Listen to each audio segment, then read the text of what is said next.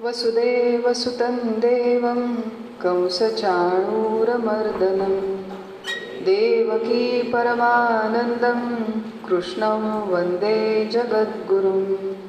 गुरुर्ब्रह्मा गुरुर्विष्णु गुरुर्देवो महेश्वरः गुरुः साक्षात् परब्रह्म तस्मै श्री गुरवे नमः। गोपाल कृष्ण भगवान की जय। सद्गुरुनाथ महाराज की जय। भगवान श्री गोपाल कृष्णांना वंदन करते।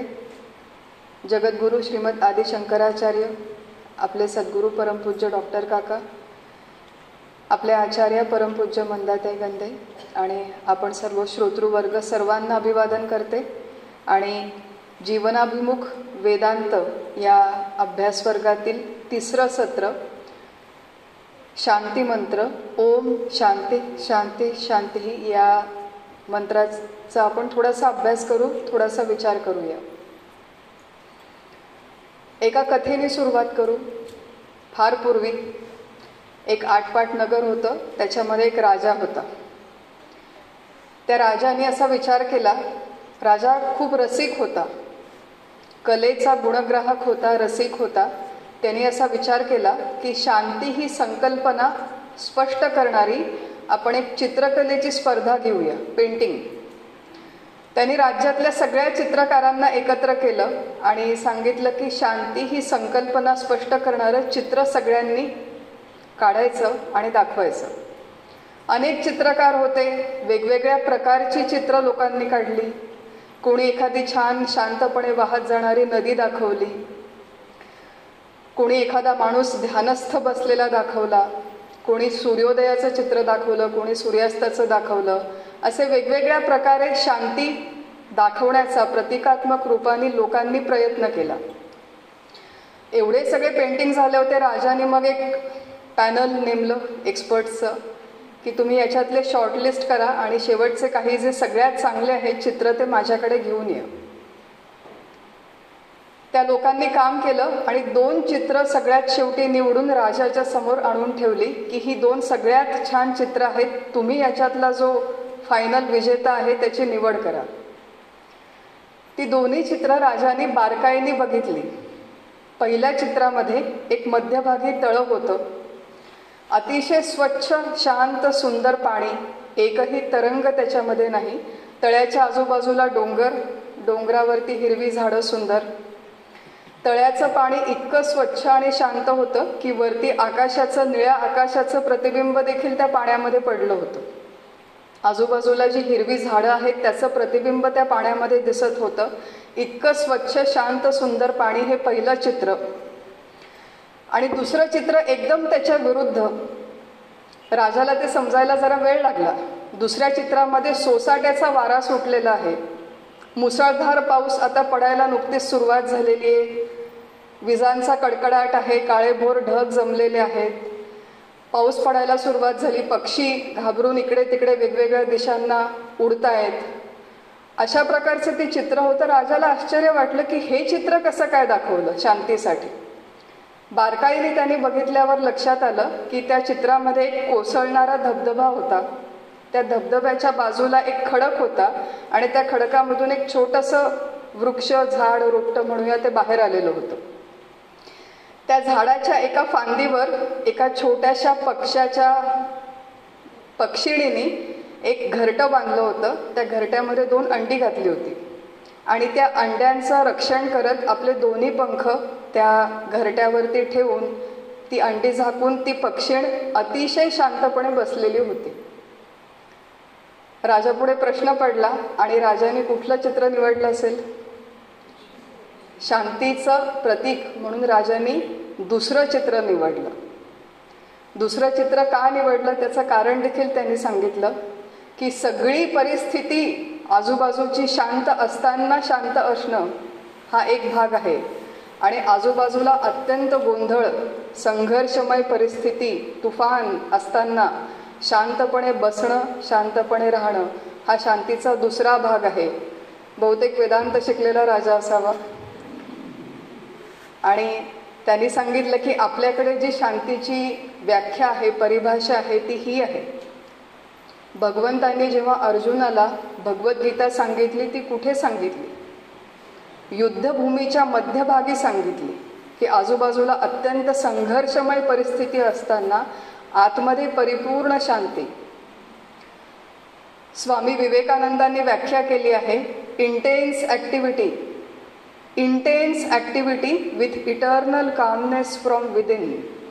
बाहेरून शरीराने अत्यंत कार्यक्षम असणं किंवा संघर्षमय वातावरणात जगणं, राहणं, काम करणं बाहेरून, आणि आतमध्ये परिपूर्ण शांती असणं हे आपल्या परमार्थाचं आणि वेदांत शास्त्राचं उद्दिष्ट आहे. अशा पद्धतीने आपल्याला जगता येणं. त्यामुळे कुठेतरी एकांतामध्ये, गुहेमध्ये जाऊन राहावं. जीवनातला काही काळ असा एकांत असावा, काही साधना असावी आणि त्या पद्धतीने प्रयत्न करावे. पण आयुष्यभर 24 तास अशा प्रकारचा एकांत मिळेल आणि त्याच्यानंतर मी शांत होईल, किंवा माझ्या घरातले सगळे लोक माझ्या मनासारखं वागतील त्याच्यानंतर मी शांत होईल, समाधानी होईल, आनंदी होईल, या ज्या काही आपल्या संकल्पना आहेत त्या समूळ बदलण्याची गरज आहे. त्याच्यासाठी आपण हा अभ्यास करूया. ओम शांती शांती शांती ही हा जो मंत्र आहे, शांती मंत्र. मगाशी आदरणीय ज्योत्स्ना मावशींनी सांगितलं की प्रत्येक उपनिषदाच्या सुरुवातीला शांतीपाठ असतो, नंतर असतो, आणि शांतीपाठाच्या शेवटी हा मंत्र येतो. मंत्रामध्ये 3 वेळेस शांतीचा उच्चार केलेला आहे. आपल्याला प्रश्न विचारला गेला की 3च वेळेस शांती का आहे, 5 वेळेस किंवा 2 वेळेस का नाही?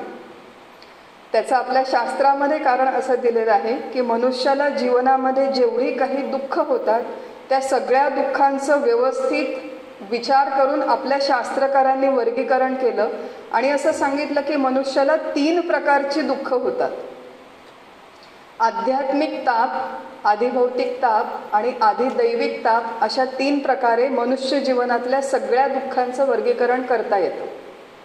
आणि यातल्या प्रत्येक दुःखाची शांती व्हावी म्हणून जी प्रार्थना केलेली आहे ती ही शांती मंत्राच्या द्वारे केलेली प्रार्थना. म्हणून 3 वेळेस शांती आहे की आपल्या जीवनातल्या 3ही प्रकारच्या दुःखांचं पूर्णपणे निवारण व्हावं किंवा त्याच्यातून आपल्याला मुक्ती मिळावी, शांती मिळावी.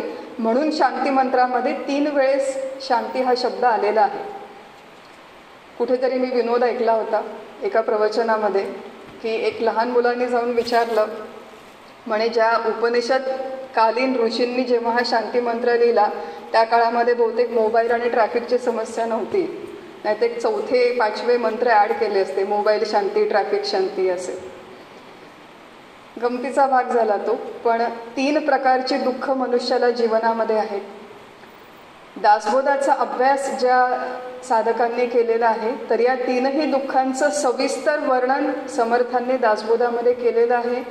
ज्यांनी अभ्यास केला असेल त्यांनी परत करावा, केला नसेल तर एकदा अवश्य वाचावा दासबोध. आध्यात्मिक ताप म्हणजे काय, आधिभौतिक ताप म्हणजे काय, आधिदैविक ताप म्हणजे काय, याची आपण थोडक्यात व्याख्या समजावून घेऊ आणि ते शांत कसे करायचे यासाठी थोडासा विचार करूया. सगळ्यात पहिला आहे आध्यात्मिक ताप. अध्यात्म शब्दाचा अर्थ आपण शिकलो थोड्या वेळापूर्वी. किती लोकांना आठवतोय? ही परीक्षा नाही आहे, कोणाला सर्टिफिकेट मिळणार नाही नंतर. अध्यात्म शब्दाचा एक अर्थ शरीर. वा, फ्रंट बेंचर्स आहे, लक्ष आहे सगळ्यांचं. अध्यात्म शब्दाचा एक अर्थ आहे शरीर, दुसरा अर्थ आहे शरीरस्थित चैतन्य. या संदर्भामध्ये आध्यात्मिक ताप म्हणजे मुख्यतः शरीराला, इंद्रियांना किंवा प्राणांना होणारे ताप, याला म्हणतात आध्यात्मिक ताप. आपल्या सोप्या भाषेमध्ये की आपल्या देहाला होणारे ताप, देहाला होणारी दुःख. कोणत्या देहाला होणारे दुःख? तर सगळ्यात आधी आपण आपला हा जो स्थूल देह आहे त्याचा विचार करू. किती प्रकारची दुःख होतात माणसाला, म्हणजे देहाला. या एका ठिकाणी कुठेतरी माहिती वाचली होती की एकूण 26,000 प्रकारचे रोग आहेत जे या मनुष्य देहाला होऊ शकतात.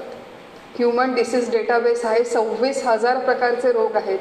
त्यांनी त्याचं विभाजन केलं होतं वेगवेगळ्या पद्धतीने की आपल्या हाडांची दुखणी वेगळी, डोळ्याची दुखणी वेगळी, पचनसंस्थेची वेगळी, इम्युन सिस्टीमची वेगळी, वगैरे वगैरे. असे 26,000 प्रकारचे रोग होऊ शकतात. प्रत्येक रोगाचे उपचार देखील वेगवेगळे आहेत. व्यवहारामध्ये अशा प्रकारे शरीराला जेव्हा ताप होतो, म्हणजे रोग होतो, म्हणजे आजार होतो, तेव्हा आपण तो विज्ञानाच्या, वैद्यकशास्त्राच्या मदतीने दूर करण्याचा प्रयत्न करतो. औषधं घेतो, सर्जरी करतो, फिजिओथेरपी करतो. काही शारीरिक रोग आहेत, काही मानसिक रोग आहेत, त्यांना आपण सूक्ष्म देहाचे रोग म्हणूया. व्यवहारामध्ये आपण कितीही जरी असे प्रयत्न केले तरी एक रोग गेला, एका अवयवाचा रोग गेला तर दुसऱ्या अवयवाचा होतो किंवा होऊ शकतो. जो आजार गेला तो देखील परत होऊ शकतो. एका वेळेस मल्टिपल वेगवेगळे आजार होऊ शकतात.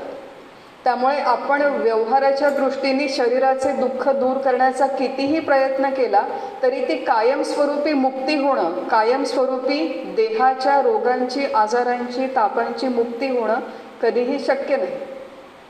मग त्याच्यावरती वेदांतांनी आपल्याला उपाय काय सुचवला आहे? ओम शांती मधल्या पहिल्या शांतीचा हा विचार चालू आहे. वेदांतशास्त्र आपल्याला म्हणतं की मेडिकल पॉइंट ऑफ व्ह्यूने, वैद्यकीय दृष्टीने जेवढे शक्य आहेत तेवढे प्रयत्न अवश्य करावेत रोग दूर करण्याचे. पण त्याच्याबरोबर एक वैचारिक पद्धत आपल्याला दिलेली आहे. आणि वैचारिक पद्धत ही आहे की मी म्हणजे देह नाही हे आधी शाब्दिक स्तरावर समजावून घ्यायचं आणि नंतर तसा प्रत्यक्ष अनुभव घ्यायचा. देहामध्ये राहत असताना मी म्हणजे देह नाही हे समजावून घ्यायचं आणि नंतर तसा प्रत्यक्ष अनुभव घ्यायचा. त्याला शास्त्रीय भाषेत म्हणतात देह तादात्म्य कमी करायचं. देह तादात्म्य म्हणजे आज जर मला कोणी विचारलं की तू कोण, तर मी म्हणते मी एक मुक्ता आहे, मी स्त्री आहे, मी काय 5 फुटाची आहे, मी इंजिनियर आहे, वगैरे वगैरे. आयडेंटिटी म्हणून आपली जी काही ओळख आहे ती सगळी या 5 फुटाच्या देहाशी जोडलेली आहे. वेदांतशास्त्र आपल्याला म्हणतं की हा देह हे तुझं मूळ स्वरूप नाही, हा खरा तू नाही. या देहामध्ये स्थित असलेलं चैतन्य हे तुझं मूळ स्वरूप आहे. हे आधी समजावून घ्यायचं शाब्दिक स्तरावर. कसं समजावून घ्यायचं की देह म्हणजे मी नाही हे समजावून घेण्यासाठी खूप वेगवेगळ्या प्रक्रिया आपल्या शास्त्रामध्ये दिलेल्या आहेत.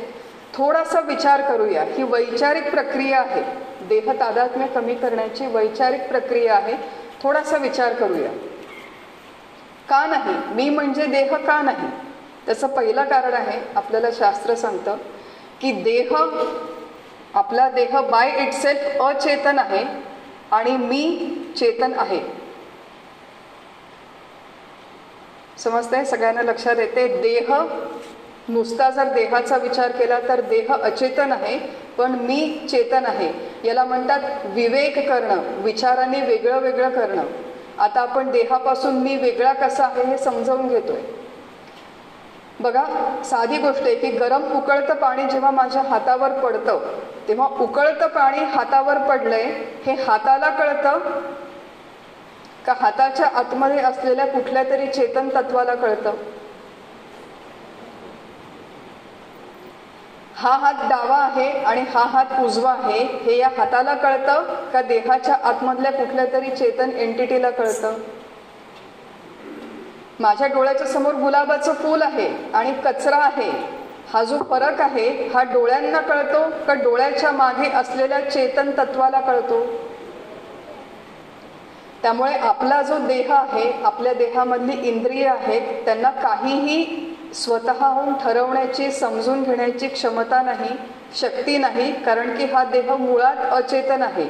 जेवढा हा टेबल अचेतन आहे, टेबलच्या समोर मी फूल ठेवला आणि कचरा ठेवला तर टेबलाला तो फरक कळत नाही. तसंच माझ्या डोळ्यांना देखील हा फरक कळत नाही. माझ्या डोळ्याच्या मागे जे चेतन तत्व आहे त्याच्यामुळे मला हा फरक कळतो की हा गुलाब आहे आणि हा कचरा आहे. आपण अगदी प्रिलिमिनरी लेवलला हे समजावून घेण्याचा प्रयत्न करतोय की पहिलं कारण आहे देह अचेतन आहे बाय इटसेल्फ आणि देहाच्या आतमध्ये एक चेतन तत्व आहे जे देहापासून वेगळं आहे. हे पहिलं कारण. दुसरं कारण आहे, बघा आपल्या या देहाचे वेगवेगळे अवयव आहेत. भगवान शंकराचार्यांनी त्यांच्या अपरोक्षानुभूती या ग्रंथामध्ये ही एक खूप मोठी छान कारण मीमांसा दिली आहे. त्यातली ही 2-3 कारणं मी सांगते फक्त. शंकराचार्य म्हणतात, बघा कशा प्रकारे आर्ग्यू करतात आपले शास्त्रकार की देहामध्ये अनेक वेगवेगळे अवयव आहे, प्रत्येक अवयव हा दुसऱ्यापासून वेगळा आहे, परंतु मी हे जे माझी संकल्पना आहे त्या मी मध्ये एकही अवयव नाही, असं शंकराचार्य म्हणतात. डावा हात वेगळा आहे, उजवा हात वेगळा आहे, डावा पाय वेगळा आहे, उजवा पाय वेगळा आहे. परंतु मला असं वाटतं का की डाव्या हातातली मी वेगळी, उजव्या हातातली मी वेगळी, डाव्या पायातली डोळ्यातली मी वेगळी, असं आपल्याला वाटतं का? देहामध्ये अवयव खंड असतात, असू शकतात, परंतु मी मध्ये कुठलेही खंड नाही, कुठलेही अवयव नाही. किंबहुना आपला एखादा हात तुटला, दुसरा हात तुटला, दोन्ही पाय जरी गेले तरी मी आहे की नाही? डोळे गेले तरी मी आहे. असा प्रत्येक अवयव गेला तरी मी आहे, हे आपण एका स्तरापर्यंत विचार करू शकतो. आणि एका स्तराच्या नंतर वेदांत शास्त्र आपल्याला सांगतं की हे अख्खाच्या अख्खा देह जरी गेला तरी मी आहे. चैतन्य रूप जो मी आहे तो अखंड आहे, असं आपल्याला वेदांत शास्त्र समजावून सांगतं. त्यामुळे देह म्हणजे मी नाही ही समजावून घेण्याची ही दुसरी पद्धत आहे. तिसरी पद्धत आहे जी सोपी पद्धत आपल्या परमपूज्य सद्गुरूंनी आपल्याला समजावून सांगितली आहे की जे माझं आहे ते मी नाही. घर माझं आहे म्हणून मी घर नाही. फोन माझा आहे म्हणून मी फोन नाही. कपडे माझे आहेत म्हणून मी कपडे नाही. हात माझा आहे म्हणून मी हात नाही. पाय माझे आहेत म्हणून मी पाय नाही.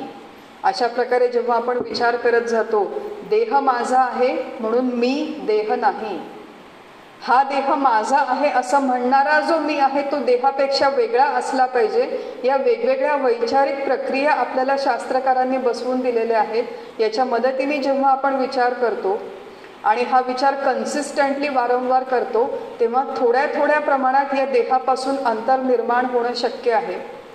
अशा पद्धतीने विचार विवेकाने जर हे वेगळं वेगळं करत गेलं तर त्या विवेकाच्या माध्यमातून देह तादात्म्य कमी होतं आणि देह तादात्म्य ज्या प्रमाणात कमी होईल त्या प्रमाणात आध्यात्मिक तापाची शांती होते. आध्यात्मिक ताप खऱ्या अर्थाने जर आपल्याला शांत करायचे असतील तर आयुष्यभर औषध गोळ्या घेत राहणं, आयुष्यभर सर्जरी करणं हे परमनंट सोल्युशन नाही. हे सोल्युशन आहे पण टेम्पररी सोल्युशन आहे. परमनंट सोल्युशन आपल्याला इथे सांगतायत की मी म्हणजे देह नाही हे समजावून घेणं, देहात राहताना नरदेहात राहतानाच हे समजावून घेणं शक्य आहे. कुत्र्याला किंवा मांजराला एवढी बुद्धी दिलेली नाही, परंतु मनुष्याला ती बुद्धी दिलेली आहे की देहात राहून मी म्हणजे देह नाही हे समजावून घेणे. किमान शाब्दिक स्तरावर आधी हे आपल्याला क्लिअर झालं पाहिजे. आणि अशा प्रकारे जेव्हा आपण विचार करत जातो, प्रदीर्घ काळ हे चिंतन करतो, तेव्हा हळूहळू देहाशी असलेलं तादात्म्य कमी होतं. आणि मग देहाला जरी आजार झाला, दुःख झालं, ताप झाले, डोकं दुखलं तरी त्याच्यामुळे मला यातना होत नाहीत. देहापासून मी स्वतःला थोडं वेगळं ठेवायला शिकते. असा विचार केला की आध्यात्मिक तापाची शांती होते. हा पहिला भाग. दुसरे आहे आधिभौतिक ताप. एक आमच्या सद्गुरूंनी फार छान वाक्य सांगितलेलं आहे की ही जी शांती नावाची संकल्पना आहे ही आपल्याला कुठल्याही बाजारात विकत मिळत नाही. कितीही पैसे असले तरी 1 कोटी रुपये 1 किलो शांती द्या म्हणून तुम्ही कुठेही गेले जगात तरी अशी 1 किलो शांती कुठेही मिळणार नाही विकत. उधार मिळणार नाही.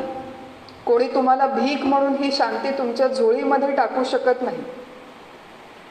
तुम्हाला ती कुठून चोरून घेता येणार नाही. कोणाला लुबाडून देखील ही शांती घेता येणार नाही. ही प्रत्येक व्यक्तीला, प्रत्येक साधकाला आपल्या स्वप्रयत्नाने, स्वतःच्या विचारांनी कमवण्याची गोष्ट आहे.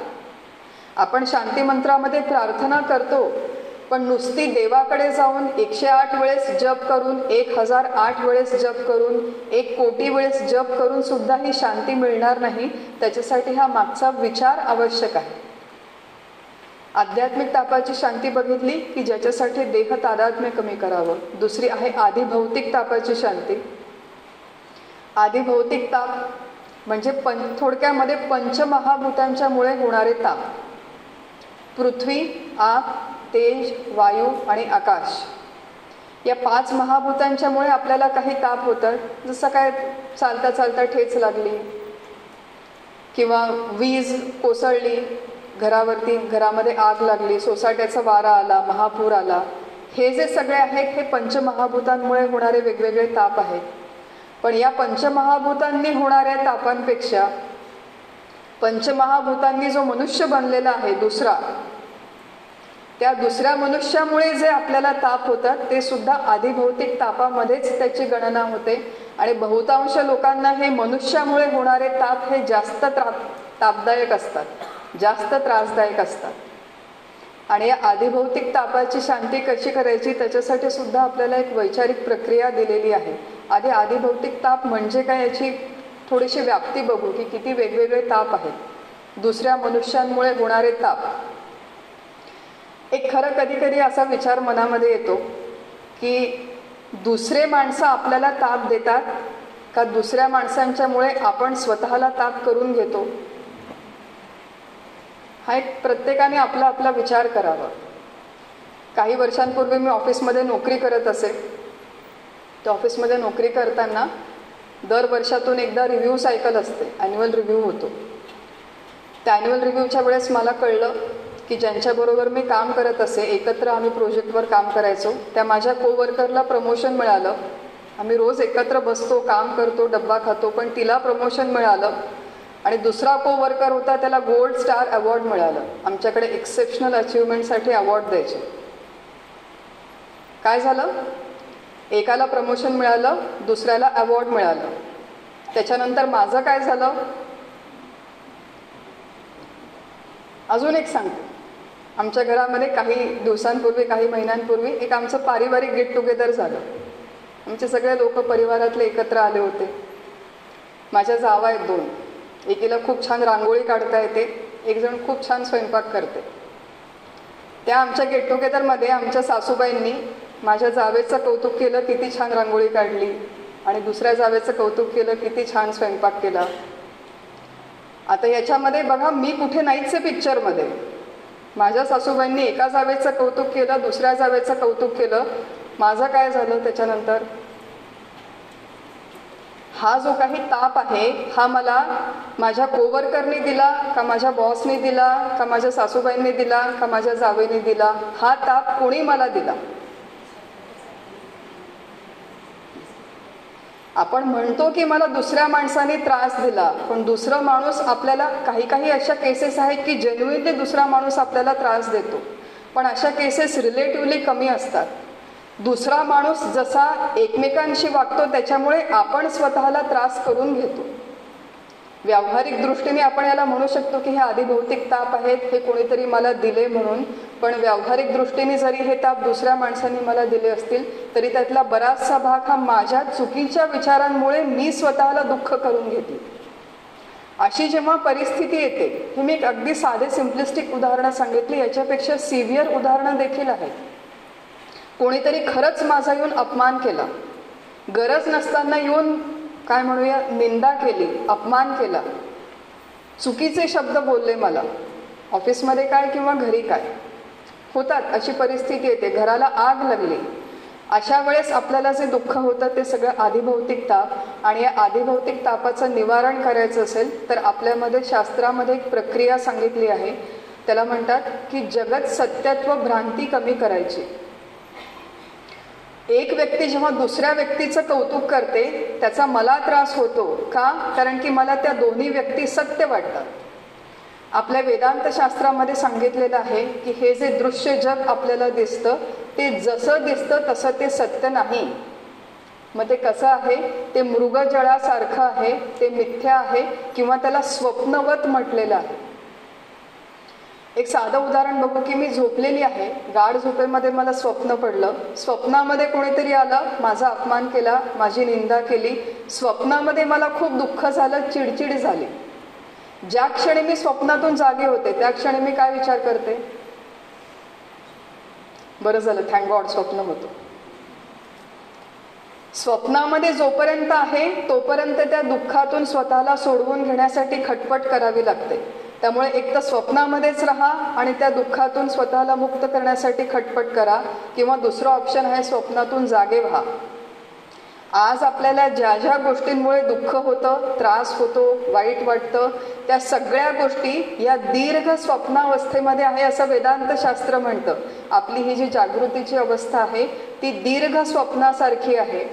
आणि स्वप्नातल्या गोष्टी जेवढ्या जशा खोट्या आणि मिथ्या आहेत तेवढंच आपलं हे जागृतीतले प्रत्येक व्यवहार खोटे आणि मिथ्या आहेत हे विचारांनी समजावून घेतलं जर, आणि हे जग खरं वाटणं, खरं आहे असं वाटणं ज्या प्रमाणात आपलं कमी होईल त्या प्रमाणात इतर लोकांच्यामुळे आपल्याला होणारे त्रास कमी होतील. हा एक मार्ग आहे, एवढाच एक मार्ग नाही, परंतु हे दृश्य जग मृगजळासारखं आहे किंवा स्वप्नासारखं आहे किंवा खोटं आहे हे वेदांत शास्त्राचा अभ्यास करून विचाराने समजावून घ्यावं. दुसरा अजून एक मार्ग आहे, त्याला म्हणतात एक प्रारब्धाची प्रणाली. उद्या आपला तो विषय येणार आहे अजून. पण माझ्याबरोबरच्या कोवर्करला जेव्हा प्रमोशन मिळतं आणि मला मिळत नाही, दुसऱ्या कुणाचं तरी कौतुक होतं आणि माझं होत नाही, त्याच्यामागे एक नेहमी प्रणाली असते, ती लक्षात ठेवावी आपण, की दुसऱ्या व्यक्तीला जे मिळालं आहे ते एकतर त्याला त्याच्या प्रयत्नामुळे मिळालं आहे किंवा त्याला त्याच्या प्रारब्धामुळे मिळालं आहे किंवा it is a combination of both, most likely combination of both. बऱ्याचदा आपल्याला असं वाटतं की absolutely he did not deserve it at all. तो लायकीचाच नव्हता तरी त्याला कसं काय मिळालं प्रमोशन, असं मला वाटतं तो लायकीचा नव्हता. पण माझ्या एकटीचा दृष्टिकोन बरोबर असेल हे कशावरून? त्याला जेव्हा प्रमोशन मिळालं तर एकतर त्याने त्यासाठी खरंच प्रयत्न केले असतील, खरंच त्याच्याकडे ते कलागुण किंवा कौशल्य असेल. मला जर खरंच रांगोळी येत नसेल, मला जर खरंच स्वयंपाक येत नसेल, दुसऱ्या कोणाला येत असेल आणि त्याचं कौतुक झालं तर स्वतःचा कमीपणा मान्य करावा प्रामाणिकपणे, आणि दुसऱ्याला जे मिळालं आहे ते त्याच्या प्रयत्नाने त्याच्या प्रारब्धाने मिळालं आहे असा विचार करून स्वतःला शांत करावं. दुसरा कोणीही माणूस आपल्याला शांत करू शकणार नाही हे लक्षात ठेवायचं नेहमी. ही शांती माझी मला प्रयत्नपूर्वक कमवायची आहे. दिवसभर टी व्हीच्या समोर बसून शांती सिरियल बघितल्याने मी शांत होणार नाही. हा अभ्यास करून आणि हा विचार करून मी शांत होण्याची शक्यता आहे. त्यामुळे देह तादात्म्य कमी करावं, जगत सत्यत्व कमी करावं, प्रयत्न आणि प्रारब्धांची जी प्रणाली आहे ती व्यवस्थित समजावून घ्यावी. आणि त्याच्यानुसार काकांनी एक खूप छान वाक्य म्हटलं होतं की नोबडी गेट्स, कुठल्याही व्यक्तीला जीवनामध्ये ते मिळत नाही जे तो डिझर्व करत नाही. प्रत्येक व्यक्ती जेव्हा जे डिझर्व करतो तेच त्याला मिळतं. मग ते प्रयत्न त्याने कदाचित या जन्मात केले नसतील, माझ्यासमोर केले नसतील, पूर्वीच्या जन्मात त्याने ते प्रयत्न केले असतील, म्हणून त्याला ते आज मिळालं असेल. असो, तर हा आध्यात्मिक ताप आधिभौतिक तापाचा विचार आहे. आणि तिसरा आहे आधिदैविक तापाचा विचार. आधिदैविक तापाची व्याख्या आपल्याकडे दिलेली आहे की मृत्यूच्या नंतर आपल्या सूक्ष्म देहाला जर तो स्वर्गामध्ये गेला तर चांगले भोग मिळतात, नरकामध्ये गेला तर वाईट भोग मिळतात, अशा प्रकारची एक आपल्या वेदांताची प्रणाली आहे. मृत्यूच्या नंतर विशेषतः त्याला नरकामध्ये जे भोग किंवा जे दुःख मिळतात त्याला आधिदैविक ताप म्हणतात. खरं तर स्वर्गामध्ये मिळणारे सुखाचे भोग हे देखील तापामध्येच मोडतात, कारण की ते कधी ना कधी संपुष्टात येतात. पण आपण आता आपल्यापुरता विचार करू की नरकामध्ये जे दुःख मिळतात त्याला आधिदैविक ताप म्हणतात. मग या आधिदैविक तापातून स्वतःची मुक्ती कशी करून घ्यायची त्याचं आपल्याकडे उत्तर दिलेलं आहे की केवळ मोक्ष मिळाल्याने आधिदैविक तापातून मुक्ती मिळणं शक्य आहे. मोक्ष म्हणजे काय की या देहात राहून मी देह नसून मी चैतन्य स्वरूप परमात्मा आहे असा प्रत्यक्ष अनुभव घेणं, याला म्हणतात मोक्ष. याचा परिणाम म्हणून असं म्हटलं जातं शास्त्रामध्ये की मनुष्याला पुनर्जन्म मिळत नाही. पुनर्जन्म का मिळतो? या जन्मामध्ये जेव्हा काही वासना, काही अपूर्ण इच्छा शिल्लक आहेत तेव्हा त्याच्या पूर्तीसाठी पुनर्जन्म मिळतो. या देहातून दुसरा देह, त्याच्यातून तिसरा देह, जोपर्यंत वासना शिल्लक आहेत तोपर्यंत वेगवेगळे जन्म मिळत राहतील. आणि एका जन्मातून दुसऱ्या जन्मात जाण्याच्या आधी जो काही मधला पिरियड आहे त्याच्यामध्ये ज्या काही यातना मिळतात त्यांना आधिदैविक ताप म्हणतात. अशी एक आमच्या काकांनी फार छान सांगितलं की याला होय म्हणायचं, फार याची तपासणी करत बसायची नाही. कोणी बघितलाय का मृत्यूच्या नंतरचा सूक्ष्मदेह, तो नरकात जातो का, त्याला हे भोग मिळतात का वगैरे, असं काही ॲनालिसिस करायचं नाही, त्याचा काही उपयोग नाही. मृत्यूच्या नंतर जो मनुष्य जीवनमुक्त होतो, ज्याला मोक्ष मिळतो, त्याला पुनर्जन्म मिळत नाही. त्यामुळे मृत्यूच्या नंतर सूक्ष्म देहाला मिळणारे भोग त्याच्या वाट्याला येतच नाही, असा विचार करून आदिदैविक तापाची शांती होते. पण आपल्यासारख्या साधकांना एक सूचना दिलेली आहे आणि ती फार महत्त्वाची आहे की आपल्यापैकी कोणीही लाईफ आफ्टर डेथचा विचार करू नये, पुनर्जन्माचा विचार करू नये, मृत्यूनंतर काय होतं याचा विचार करू नये, मला पुढचा जन्म कोणाचा मिळेल, मागचा जन्म कोणाचा होता, हे कुठलेही विचार प्रामाणिक साधकांनी करू नये. प्रामाणिक साधकांनी फक्त आज आत्ता या क्षणी मी जिथे राहते तिथे माझं जीवन सुखरूप कसं होईल, शांत तृप्त आणि निर्भय कसं होईल एवढाच विचार करावा. 30 वर्षांनी 40 वर्षांनी जो काय मृत्यू येणार असेल, त्याच्यानंतर कुठले हाल होणार आहेत त्याचा विचार आत्तापासून कशाला करायचा. आत्ता माझ्या वाट्याला जी दुःख आली आहेत त्याचं निवारण मी कसा करू हा विचार करावा. जीवनमुक्तीचं वैभव उपभोगण्याचा प्रयत्न करावा. तुकाराम महाराजांनी म्हटलंय की याची देही याची डोळा भोगू मुक्तीचा सोहळा. म्हणजे ज्या जीवनमुक्त महात्म्याला या देहात राहतानाच मी देह नसून मी परमात्मा आहे असा अनुभव येतो, त्याला आज आत्ता या क्षणी स्थूल देहाला जे ताप होतात, जे रोग होतात, त्याच्यामुळे तो दुःखी होत नाही. आजूबाजूला परिस्थिती कितीही प्रतिकूल असेल, कितीही मनाविरुद्ध घटना घडल्या तरी तो दुःखी होत नाही. आणि अशा प्रकारे अतिशय शांत तृप्त निर्भय उर्वरित सगळं आपलं जीवन तो जगतो. आणि अशा प्रकारे हे जीवन जगणं याला जीवनमुक्ती म्हणतात. जिवंत असताना उपभोगणारी वाट्याला येणारी मुक्ती.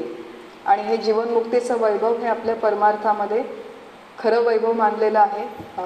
आणि हे वैभव आपल्या सगळ्यांच्या वाट्याला यावं म्हणून आध्यात्मिकता, आदिभौतिकता आणि आदिदैविकता हे विचारांनी, साधनेने आणि प्रयत्नाने निवारण करण्याचा आपण प्रयत्न करूया. आत्ताचं हे चिंतन हे इथेच थांबू. हरिओम तत्सत. श्रीराम.